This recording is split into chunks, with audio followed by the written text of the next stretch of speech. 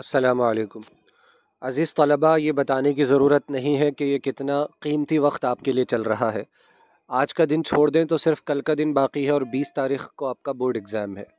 آپ کو اچھے سے معلوم ہے سینٹر اس بار پڑا ہے، دوسرے اسکول آپ کو جانا ہوگا۔ اپنا ایڈمٹ کارڈ طریقے سے چیک کر لیں کہ اس میں اور جو کچھ سامان اس کے ساتھ لے جانا ضروری ہے، جس وقت پر پہنچنا ضروری ہے۔ امتحان کی پہلی منزل وہی ہے کہ آپ صحیح وقت پر اپنے سینٹر پر پہنچ جائیں۔ ہم نے 2 سیریز بنائی ہے، چیپٹر 1 سے لے کر چیپٹر 4 تک کے لیے MCQ کوشچنز بنائے گئے تھے، جس پر ویڈیو موجود ہے۔ اس کے بعد پارٹ 2 ڈالا گیا، جس میں سبق نمبر 5 سے سبق نمبر 9 تک کے سوالات کو وقت کی قلت کی وجہ سے MCQ نہیں بنائے گئے، لیکن وہ سارا سلیبس سارے چیپٹرز کور کر دیے گئے 1 لائن کوشچنز کے ذریعے سے۔ اسی طرح اب 2 سبق رہ گئے ہیں، سبق 10 اور سبق 11۔ اس کے بعد اگلا ویڈیو انشاءاللہ ہم امید ہے قواعد پر اور مصنفین کے حالات زندگی پر لائیں گے، کیونکہ مصنفین جو رائٹرز ہیں آپ کی کتاب میں، جیسے منشی پریم چند ہے، نذیر اکبر آبادی ہیں، میر انیس ہیں، ان کے بارے میں سوالات پوچھے ضرور جائیں گے۔ 4 سے 5 سوالات آنے کی پوری امید ہے۔ سن پیدائش، سن وفات، کہاں پیدا ہوئے، کہاں انتقال ہوا، بڑے کارنامے، کتابوں کے نام، مشہور کتابوں کے نام، سبق کا نام، یہ سب پتہ ہونا ضروری ہے۔ سبق نمبر 10 ڈاکٹر بھیم راؤ امبیڈکر پر ایک مضمون ہے۔ اس کا کوئی مصنف نہیں ہے، یہ کتاب میں دیا گیا ہے اور مصنف کا نام پیش نہیں کیا گیا ہے۔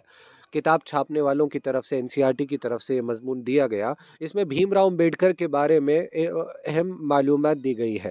یہ ایک طرح سے ان کا مختصر خاکہ ہے، نقشہ ہے، جس میں بھیم راؤ امبیڈکر کی پیدائش، زندگی کے حالات بیان کرتے ہوئے ان کے بڑے کارنامے پر ہماری توجہ دلائی گئی ہے۔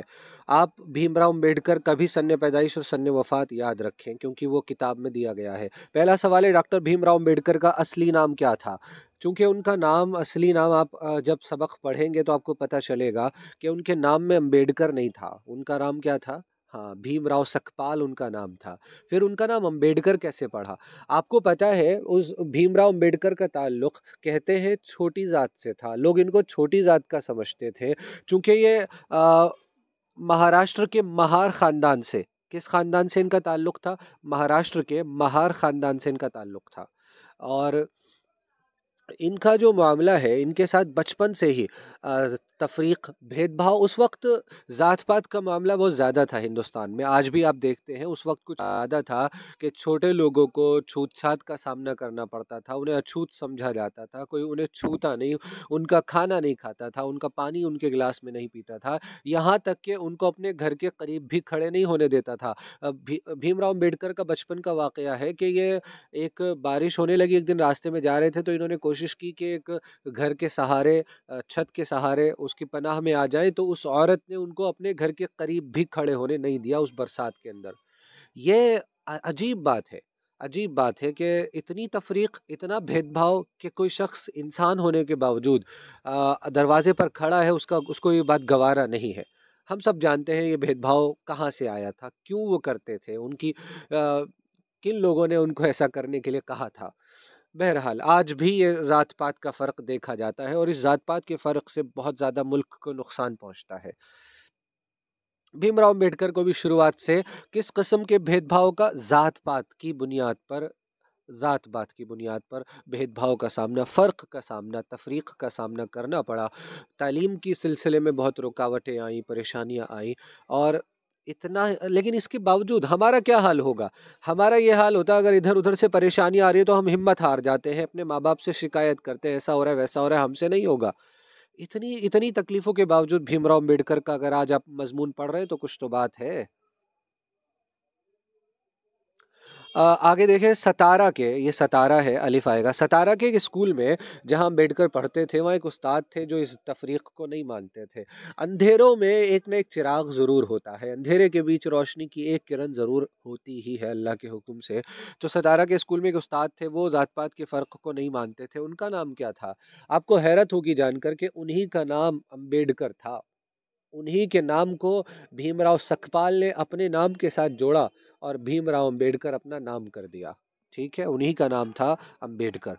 بھیم راؤ سکپال سے بھیم راؤ امبیڈکر یہ کیسے بنے؟ ایسے بنے جیسے میں نے آپ کو بتایا، یہ استاد ان کو بہت مانتے تھے، ان کے ساتھ بڑا اچھا سلوک کرتے تھے۔ اعلیٰ تعلیم حاصل کرنے کے لیے امبیڈکر نے کس ملک کا سفر کیا؟ یہ انگلستان گئے۔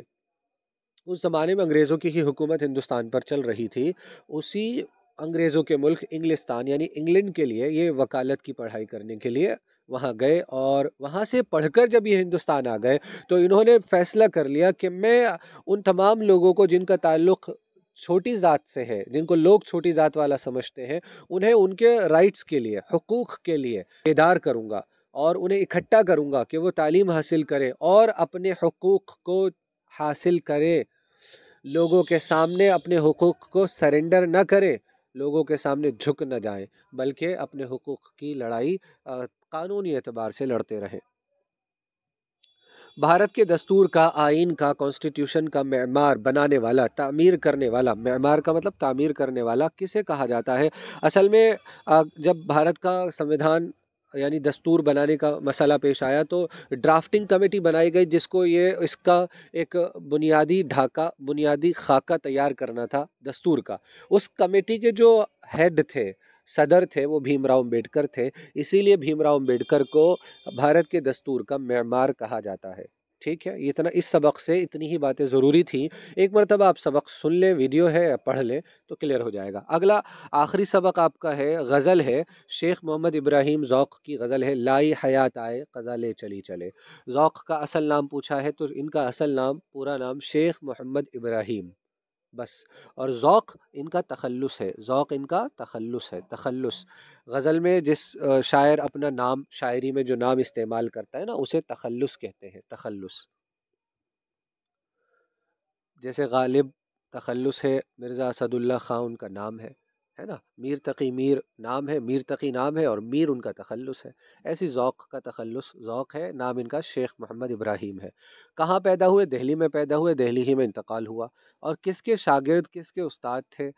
شاہ نصیر کے یہ شاگرد تھے شاعری کے اندر، اور استاد کس کے تھے؟ بہادر شاہ ظفر، جو اس وقت کے بادشاہ تھے اور شاعر بھی تھے، شاعری کا بہت شوق تھا اور بہت قدر کرتے تھے شاعروں کی، تو یہ بہادر شاہ ظفر شیخ محمد ابراہیم ذوق کو اپنی شاعری دکھاتے تھے، اصلاح لیتے تھے، یعنی ان کے استاد تھے، ذوق ان کے استاد تھے، اسی لیے ذوق کا اس زمانے میں ذوق کو استاد ذوق کہا جاتا تھا، جو بادشاہ کا استاد ہو جائے، ہے نہیں۔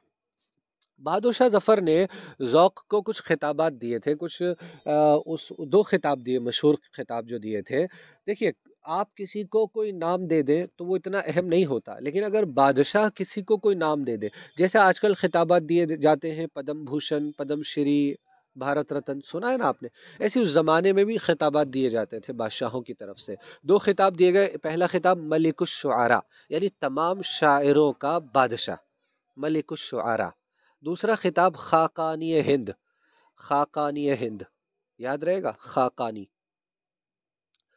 جہاں تک مجھے یاد آ رہا ہے، خاقانی ایک بہت بڑے شاعر تھے، قصیدہ نگار۔ قصیدہ وہ غزل، قصیدہ وہ نظم ہوتی ہے جس میں بادشاہ کی، میں عام لفظوں میں بتا رہا ہوں آپ کی جماعت کے لیے، قصیدہ وہ نظم ہوتی ہے جس میں بادشاہ کی تعریف کی جائے، بس اتنی بات یاد رکھیں۔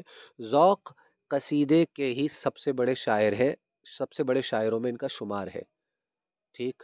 اگر پوچھا جائے ذوق کو، شیخ محمد ابراہیم ذوق کو شاعری کی کس صنف میں شہرت حاصل ہوئی، غزل میں، قصیدے میں، نظم میں، تو یاد رکھیں ان کا جو سب سے بلند مرتبہ ہے نا، وہ ان کا قصیدے میں ہے۔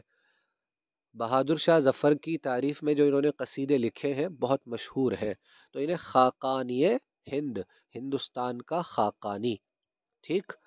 ملک الشعراء، یہ دو خطاب۔ ذوق کی اصل پہچان کس میں ہے؟ قصیدے میں ہے، قصیدہ نگاری میں۔ غزل کس زبان کا لفظ ہے؟ غزل عربی زبان کا لفظ ہے، جس کے معنی ہے عورتوں سے باتیں کرنا یا عورتوں کی باتیں کرنا۔ مطلع اور مقطع کی تعریف۔ مطلع غزل کا پہلا شعر ہوتا ہے، مطلع غزل کا پہلا شعر، جس کے دونوں مصرے ہم قافیہ اور ہم ردیف ہوتے ہیں، ٹھیک۔ مقطع غزل کا آخری شعر ہوتا ہے عام طور پر، اس میں شاعر اپنا تخلص نظم کرتا ہے، اپنا تخلص استعمال کرتا ہے، سمجھے بات؟ جیسے ایک شعر ہے کہ ریختہ کہ تم ہی استاد نہیں غالب، کہتے ہیں اگلے زمانے میں کوئی میر بھی تھا۔ تو یہاں جو پہلے مصرے میں غالب نے اپنا نام استعمال کیا ہے وہ اسی لیے یہ شعر مقطع کہلائے گا۔ آپ اپنی کتاب میں غزل دیکھیے، کتاب کھولیے، غزل کھولیے اور آخری شعر پر نظر ڈالیے کہ کیا اس شاعر کا تخلص اس شعر میں لکھا ہوا ہے۔ اگر لکھا ہوا ہے تو آپ دیکھیں گے کہ اسی شعر کو ہم مقطع کہتے ہیں، مقطع۔ اور مطلع غزل کا پہلا شعر دونوں مصروں میں قافیہ اور ردیف ہوتی ہے۔ مثال دوں، لائی حیات آئے قضا لے چلی چلے، اپنی خوشی سے آئے نہ اپنی خوشی چلے۔ ٹھیک، تو یہ جو چلے چلے دونوں مصروں کے آخر میں ہے، یہ ردیف ہے۔ میں ابھی اس کو مثال دے کے سمجھا دوں گا۔ شیخ محمد ابراہیم کا تخلص کیا ہے؟ ذوق ان کا تخلص ہے، یاد رکھیں گے۔ یہ ذوق کی غزل ہے، اس پر بھی ہمارا ویڈیو موجود ہے اور وہیں سے میں نے اسکرین شاٹ لیا ہے۔ دیکھیے، لائی حیات آئے قضا لے چلی چلے، قضا یعنی موت، حیات زندگی، پیدا ہو گئے، زندگی لے آئی ہمیں دنیا کے اندر، آ گئے، قضا موت لے گئی، چلے گئے، اپنی خوشی نہ آئے نہ اپنی خوشی چلے۔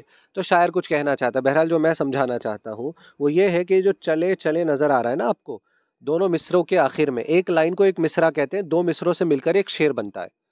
ٹھیک، تو یہ جو چلے چلے نظر آ رہا ہے یہ کیا ہے؟ ردیف ہے، اسے ردیف کہتے ہیں۔ ردیف سے بالکل پہلے دیکھیے، ردیف سے بالکل پہلے یہاں خوشی لکھا ہوا ہے، یہاں چلی لکھا ہوا ہے، دونوں کی آواز ایک جیسی ہے، چلی خوشی، نیچے جا رہی ہے دونوں کی آواز، یا ہے، تو اسے قافیہ کہتے ہیں۔ ردیف سے بالکل پہلے قافیہ ہوتا ہے، یاد رہے گا۔ یہ غزل کا پہلا شعر ہے، اسے مطلع کہتے ہیں، اس کے دونوں مصروں میں، دونوں لائنوں میں قافیہ ہے، ردیف ہے۔ بس اتنی سی بات سمجھانی تھی۔